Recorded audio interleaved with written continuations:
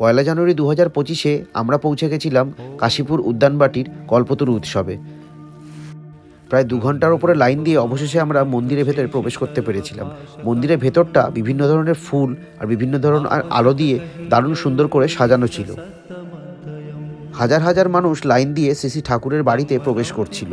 মন্দিরের ভেতরে বিনামূল্যে জুতো রাখার ব্যবস্থা ছিল এবং হাত ধোয়ারও ব্যবস্থা ছিল।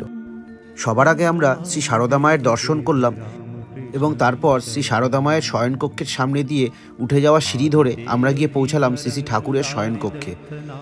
শয়নকক্ষ থেকে বেরোনোর সময় আমরা পেলাম কল্পতরু উৎসবের প্রসাদ।